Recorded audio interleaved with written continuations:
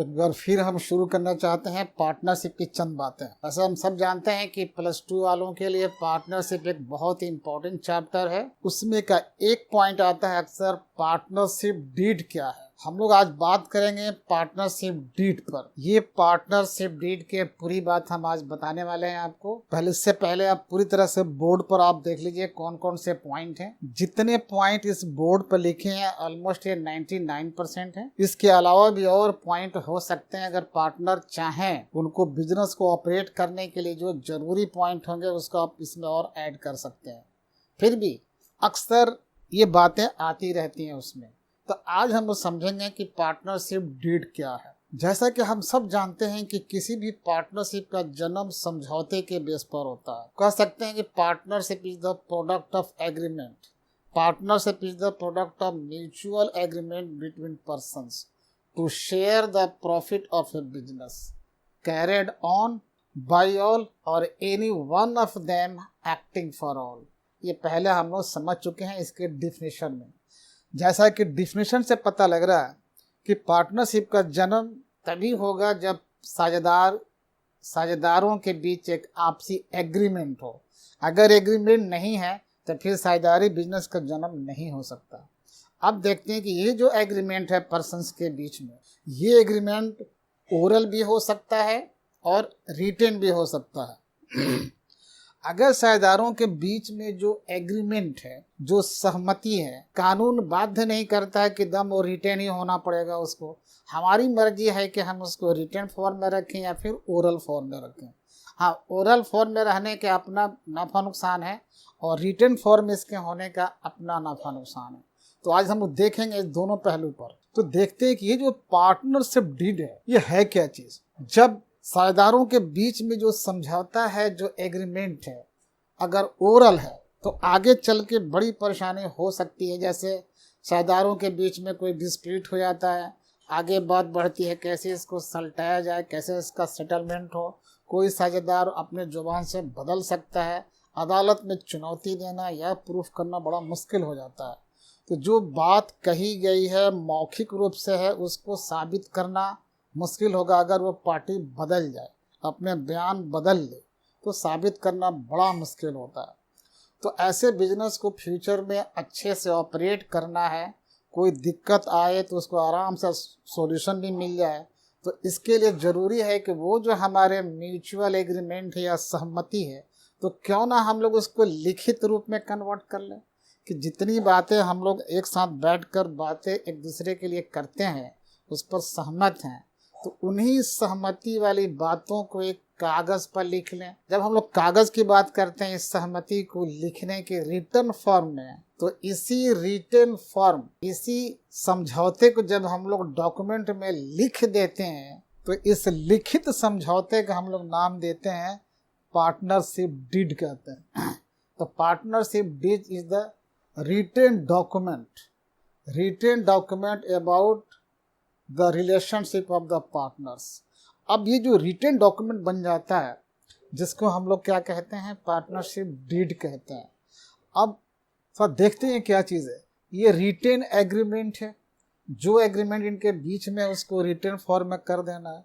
और रिटेन हम लोग इसको करते हैं किसी स्टैम्प पेपर पर। और जैसा कि हम सब जानते हैं कि स्टैम्प पेपर में एक रिक्विजिट अमाउंट होता है, कितने अमाउंट के लिए कितने रुपए का एक उचित स्टाम्प पेपर चाहिए। तो उस उचित स्टाम्प पेपर पर हम लोग काम करते हैं। और ये जो हमारे स्टाम्प पेपर है, जो लिखित रूप में है, डीड का काम कर रहा है, ये आगे चलकर किसी अदालत में चुनौती देना है तो एक पक्का एविडेंस का काम करता है। ये एविडेंस कोर्ट में एक एविडेंस का काम करता है, डॉक्यूमेंट्री एविडेंस के रूप में काम करता है, क्योंकि ये लीगल डॉक्यूमेंट बन जाता है। तो इस प्रकार हम लोग इसको समझ गए। अब इस पार्टनरशिप डीड का एक दूसरा नाम भी हम लोग कह सकते हैं, इसको आर्टिकल ऑफ पार्टनरशिप भी कहा जाता है। जैसे कंपनी के डॉक्यूमेंटेशन में हम लोग पढ़ते हैं कि कंपनी के जो इम्पोर्टेंट डॉक्यूमेंट है उसमें आर्टिकल्स ऑफ एसोसिएशन होते हैं, मेमोरेंडम ऑफ एसोसिएशन होते हैं। और उसी प्रकार हमारे पार्टनरशिप में यह प्रकार का डॉक्यूमेंट है जिसको ये नाम आर्टिकल ऑफ पार्टनरशिप भी कहा जाता है। लेकिन पार्टनरशिप डीड के नाम से ही मशहूर है। तो आइए फिर बढ़ते हैं इसमें कि आखिर इस रिटन डॉक्यूमेंट में, इस रिटन एग्रीमेंट में, जो रिटन फॉर्म है, उसमें कौन कौन सी बातें होनी चाहिए खास तौर पर। वैसे बातें जो इसकी विशेष सूची है वो लंबी हो सकती है ज़रूरत के हिसाब से। अगर हमारे साझेदारी व्यापार पार्टनरशिप को चलाने के लिए साझेदारों में जिस जिस बातों पर सहमति होगी वो बात बढ़ती जा सकती है। कौन सी बात उसमें लिखना आवश्यक है, कौन सी बात नहीं लिखना चाहिए, वो तमाम बातें निर्भर करता है कि साझेदारों के बीच में क्या बातें हो रही हैं, क्या समझौता हो रहा है। फिर भी सामान्य तौर पर जो बातें इस डीड में होती हैं या होनी चाहिए, हम उसी का एक रूपरेखा तैयार कर रखे हैं। आप बोर्ड पर देखेंगे इस चीज़ को। तो कह सकते हैं कि इस पार्टनरशिप डीड के जो कंटेंट्स हैं, जो क्लॉज है, वो इस प्रकार है। तो सबसे देखते हैं पहला पॉइंट क्या है। इस पार्टनरशिप डीड में जो पहली बात होती है नॉर्मली, वो कौन सी बात है। तो पहली बात है name and address of the firm. इस पार्टनरशिप, इस लिखित समझौते नामा में सबसे पहले हम देखते हैं कि इस पार्टनरशिप बिजनेस का क्या नाम रखा जाना चाहिए। कुछ तो नाम रखना पड़ेगा। जैसे कि हम पहले जानते हैं कि हर पार्टनर को हम लोग अलग अलग इंडिविजुअली पार्टनर कहते हैं, लेकिन जब सभी पार्टनर को मिला करके सामूहिक रूप से बोलना चाहेंगे, कलेक्टिवली कहना चाहेंगे, तो हम लोग फर्म नाम दे सकते हैं। तो there must be a name of the firm, वो नाम ज़रूर होना चाहिए। तो फर्म का नाम, फर्म कहाँ है, उसका लोकेशन, उसका एड्रेस, ये चाहिए। तो name and address of the firm, ये सिचुएशन है कहाँ पर सिचुएट करती है फर्म, तो ये इस विवरण में या समझौते पत्र में होना चाहिए। जो दूसरी बात है जो हमारे डीड में लिखी होनी चाहिए, वो दूसरी बात ये है कि principal business of the firm, वो कौन सा मुख्य बिजनेस है जिसके लिए ये पार्टनरशिप हम लोग एस्टेब्लिश कर रहे हैं। कोई तो खास बिजनेस होगा, मेन बिजनेस होगा, जिसके लिए हम लोग पार्टनरशिप बिजनेस स्थापित करने जा रहे हैं या कर रहे हैं। तो उस बिजनेस का नाम होना चाहिए, कौन सा ऐसा बिजनेस जो आप कैरी करेंगे। तो दूसरे पॉइंट पर वो है जो बिजनेस के बारे में। जो तीसरा पॉइंट है जो हमारे इस पार्टनरशिप डीड में होना चाहिए, वो है नेचर ऑफ बिजनेस। चलिए, आपने अपने काम तो बता दिया, किस टाइप का अब काम होगा, वो नेचर ऑफ बिजनेस क्या होना चाहिए, उसका नेचर के बारे में वर्णन करना है। नेचर, हम लोग कॉन्ट्रैक्ट वाले काम करेंगे या सिलाई का काम करेंगे, कौन सा काम करेंगे, किस तरह का, या कोई एजुकेशनल काम करेंगे, किस तरह का काम करेंगे। तो जिस तरह का काम हो, नेचर ऑफ वर्क मेंशन कर दीजिए, कौन सा करना है। लीगल वर्क करना है, एजुकेशनल वर्क करना है, इंटरटेनमेंट वाले वर्क करना है, किस टाइप का वर्क करना है। The nature work must be mention in this partnership deed. ये क्लियर हो जाएगा क्या आपने रखा है। चौथा पॉइंट हम देखते हैं कि name, address, occupation and signature of all partners. ये बड़ा जरूरी है कि ये एग्रीमेंट लिखित रूप में तो है, किन के बीच में है, साझेदारों के बीच में है। तो सभी साझेदार हैं, उनका नाम क्या है, अलग अलग नाम उनके हो सकते हैं, उनका एड्रेस क्या है, उनका पेशा क्या है, उनका name, address, occupation and signature of all partner. और इस डॉक्यूमेंट पर, इस पार्टनरशिप डीड पर इनके नाम, पता, पेशा के अलावा उनके सिग्नेचर भी चाहिए, क्योंकि ये सहमति पत्र है, ये लिखित रूप में है, इन पर सिग्नेचर सभी पार्टनर का चाहिए। तो वो भी क्लॉज इसमें रहेगा चौथे नंबर के लिए।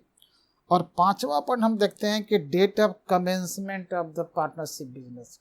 ये जरूरी है मेंशन करना उसमें कि आखिर हम लोग पार्टनरशिप जब बना लिए हैं, फर्म हो गया, एग्रीमेंट भी लिख लिए, तो ये बिजनेस हम कब से शुरू करने जा रहे हैं, और कौन सा डेट और कौन सी तिथि आएगी जहां से हम लोग ये पार्टनरशिप बिजनेस को स्टार्ट करेंगे। तो that date of starting of business must be mention in this agreement. तो ये भी पॉइंट हमारा क्लियर हो गया कैसे करते हैं। देखते हैं छठा पॉइंट में क्या है, rules regarding operation of bank account. अगर हमारे पार्टनरशिप बिजनेस के नाम से या पार्टनर के नाम से बैंक अकाउंट हो रहा है, तो इस बारे में रूल होना चाहिए, नियम होना चाहिए कि ये बैंक अकाउंट कैसे मेंटेन किया जाएगा, किसके नाम से ओपन होगा, कौन इसको ऑपरेट करेगा, कौन पार्टनर सिग्नेचर करेगा। ये तमाम इन मुद्दों पर इसकी चर्चा इस पार्टनरशिप डीड में होनी चाहिए, क्योंकि ये पैसे के लेन देन वाली बात है, एक दूसरे पर विश्वास होना चाहिए। तो जो आपको लगता है कि सबसे विश्वासी कौन है, उसके हिसाब से बातें मेंशन होनी चाहिए, कैसे ऑपरेट किया जाएगा। तो 7वां पॉइंट है capital contribution by each partner. जैसा कि हम सब जानते हैं कि बिजनेस के लिए कैपिटल भी चाहिए। अब जब 2 या 2 से अधिक लोग मिल करके बिजनेस पार्टनरशिप ये बनाए हैं, तो फिर उसको पूंजी भी चाहिए। तो पूंजी, हर एक पार्टनर कितना कितना पूंजी के नाम पर अपना फंड लगाएगा, हर एक पार्टनर कितना कितना पूंजी के रूप में कैश या चेक इसमें लेकर आएगा, कब कब वो पूंजी लगाएंगे। पूंजी के संबंध में जो भी बातें हैं स्पष्ट रूप से इस डीड में होनी चाहिए। क्या पार्टनर्स की पूंजी फिक्स होगी या पार्टनर्स की पूंजी फ्लक्चुएटिंग होगी, इस संबंध में रूल होने चाहिए, तो पता होना चाहिए।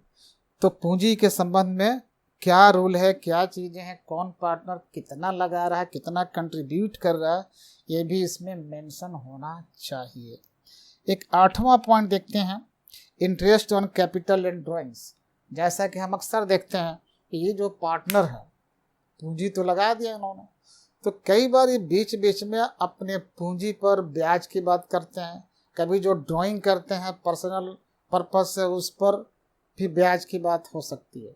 तो अगर ऐसा है, सभी पार्टनर सहमत हैं कि भाई जो पार्टनर पूंजी कंट्रीब्यूट किया है, जो पार्टनर पूंजी इंट्रोड्यूस किया है इस बिजनेस पर, क्या पार्टनर्स को, साझेदारों को उनकी पूंजी पर ब्याज दिया जाएगा? अगर दिया जाएगा तो किस रेट से दिया जाएगा?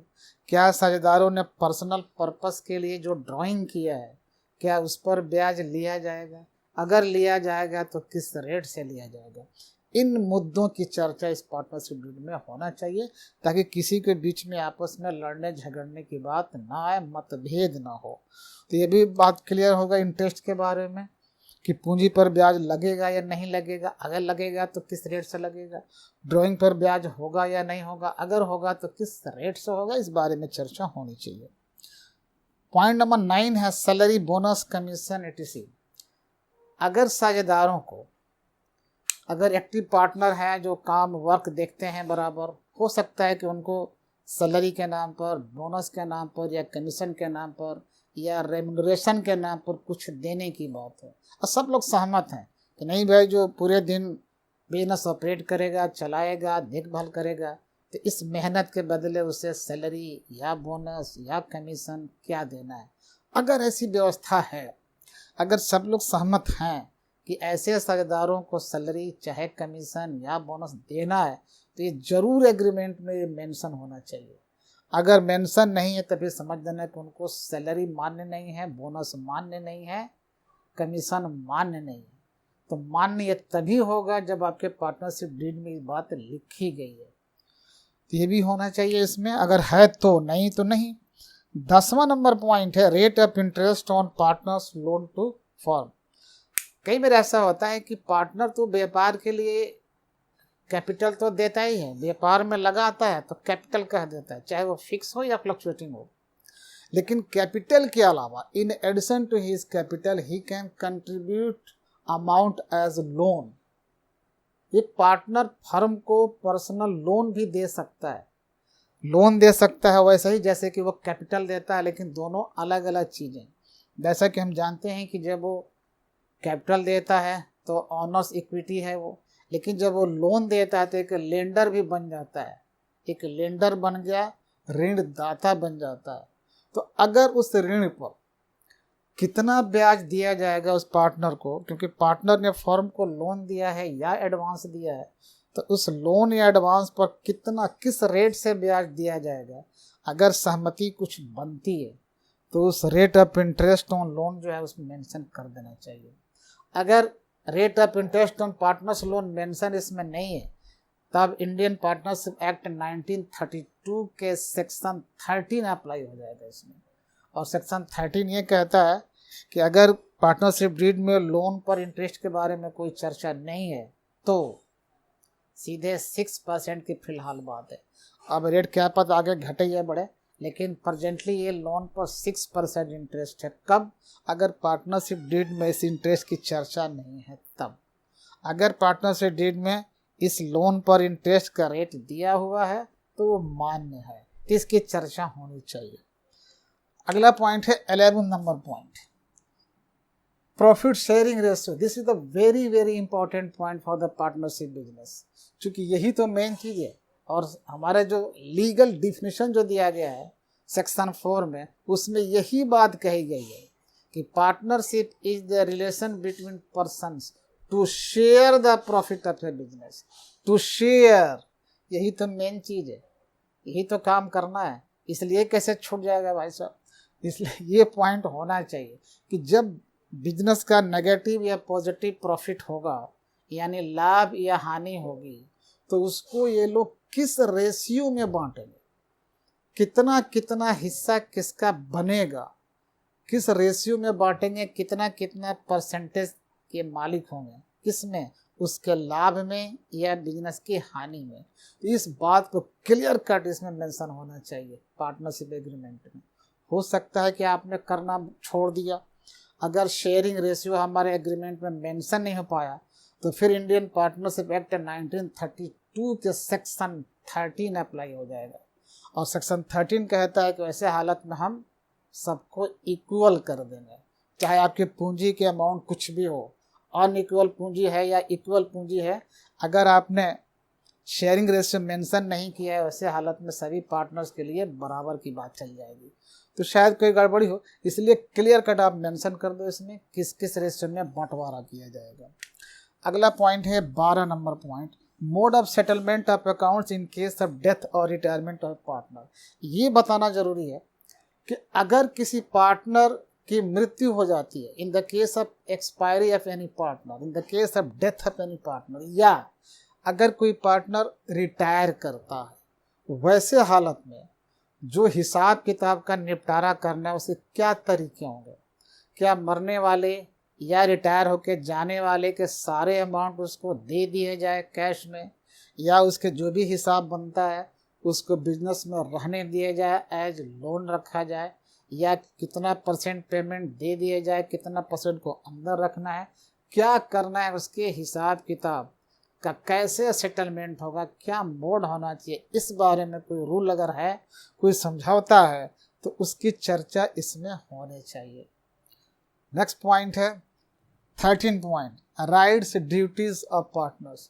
जो हमारे पार्टनर हैं उसमें उसका राइट तो सबका है, सबके बराबर चीज़ है, लेकिन कोई स्पेसिफिक राइट किसी को देना है कि ये काम ये करेंगे, ये काम वो नहीं करेंगे, तो हर पार्टनर के राइट्स की चर्चा, उसकी ड्यूटी की चर्चा इस पार्टनरशिप डीड में होनी चाहिए, ताकि सबको ये पता हो कि हमें क्या करना है, उनको क्या करना है, उनका क्या ड्यूटी है, उनका क्या ड्यूटीज है।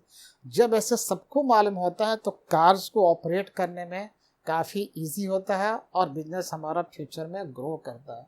वरना सब कुछ अंदाज में है, हमको नहीं पता क्या करना है, हमारे राइट कहाँ है, कितना है, ये पता ही नहीं है, तो नेचुरली हमें बिजनेस अच्छे से ऑपरेट करने में परेशानियां आएंगी और वैसे हालत में बिजनेस का ग्रोथ जो है वो नेगेटिव हो सकता है। तो ये मेंशन होना चाहिए किस पार्टनर के क्या राइट है, क्या ड्यूटीज है, क्या लिएबिलिटीज है। 14 number point, mode of appointment of auditor. इसमें हम लोग ये कह सकते हैं कि हमारे पार्टनरशिप बिजनेस के जो बही खाते होंगे उनके रख रखाव के बारे में हमारा कोई रूल है, हम सब सहमत होकर उसको मेंशन करेंगे कि बही खाते हमारे किस मोड में, किस मेथड से लिखे जाएंगे, कहाँ रखे जाएंगे, और उनकी जांच पड़ताल करनी है, ऑडिट कराना है, तो ऑडिटर की बहाली किस तरीके से किए जाएंगे, ऑडिटर का जो अपॉइंटमेंट कराना है वो किस तरह से किया जाएगा। तो इस बारे में कोई स्पष्ट बातें होनी चाहिए इसमें, ताकि आगे चले कोई परेशानी ना आए। अगला पॉइंट है 15, method of settlement of disputes. हम सब जानते हैं कि ह्यूमन बीइंग जहाँ 2-4 लोग होते हैं टकराव तो होते रहता है, ये हम सब जानते हैं। घर में, परिवार में, दोस्तों में, जहाँ भी हो आप एक साथ हो तो टकराव होना लाजमी है। तो बस सीधी सी बात है, जब इसमें 2 या 2 से अधिक लोग हो गए, 2 और मोर पर्सन्स हैं, आपस में मिलकर बिजनेस को कैरी ऑन करते हैं, लाख आपस में सहमति बनी है तो क्या, लिखित रूप में है तो भी क्या सहमति, लेकिन टकराव होना स्वाभाविक है, इनके आपस में मतभेद होना स्वाभाविक है। अगर इनमें आपस में मतभेद होता रहेगा, टकराव होता रहेगा, तो बिजनेस का ऑपरेशन, बिजनेस को ऑपरेट करने में कई परेशानी आएगी। फिर जिस लाभ के लिए हम लोग बिजनेस शुरू किए थे, शायद वो बिजनेस मुश्किल होगा उस तरह चलाना, वो लाभ लेना मुश्किल हो जाएगा।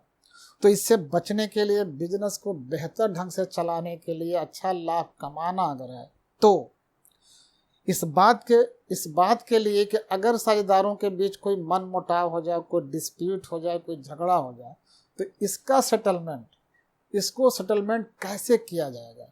क्या पंचायत के द्वारा इनके आपसी मन मुटाव को ख़त्म किया जाएगा, या हम लोग आपस में बैठ कर सलटा लेंगे इसको, या फिर अदालत की सहायता लेनी पड़ेगी?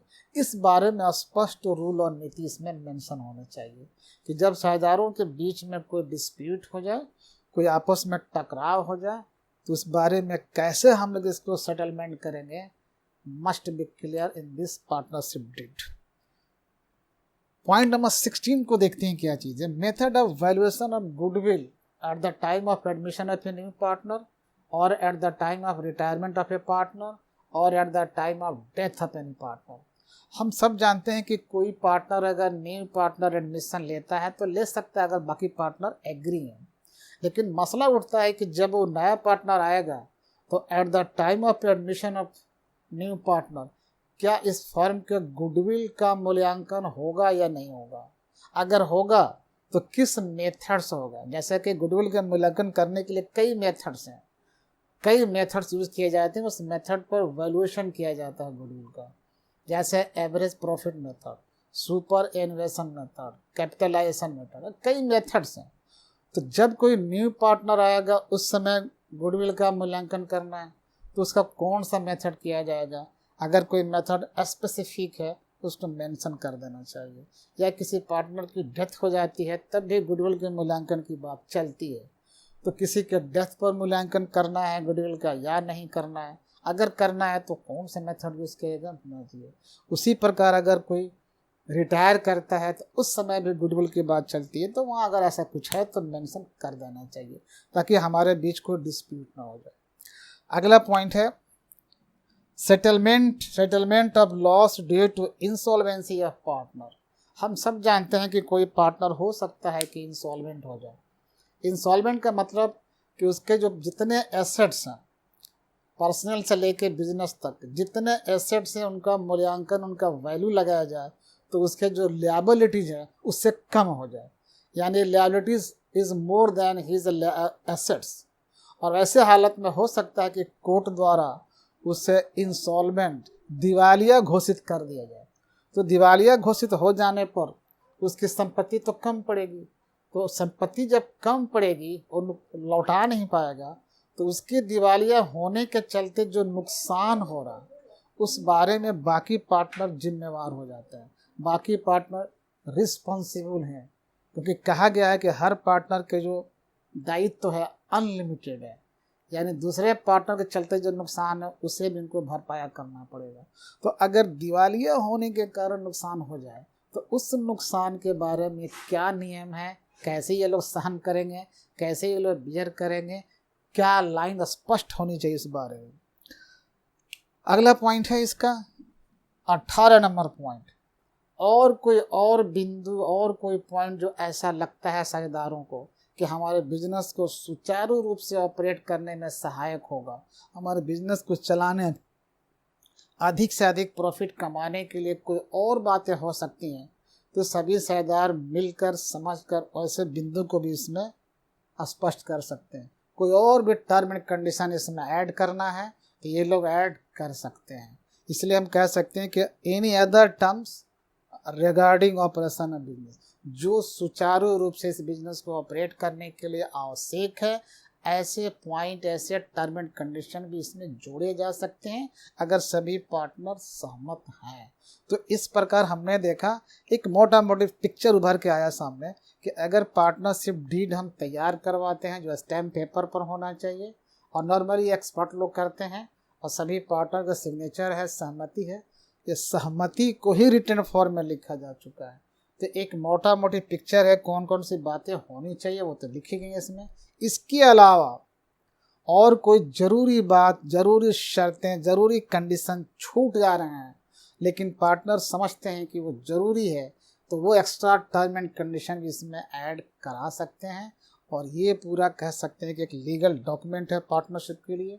और इसमें ये है, कानून बाध्य नहीं करता कि इस डॉक्यूमेंट का रजिस्ट्रेशन हम करा भी सकते हैं और रजिस्ट्रेशन नहीं भी करा सकते हैं।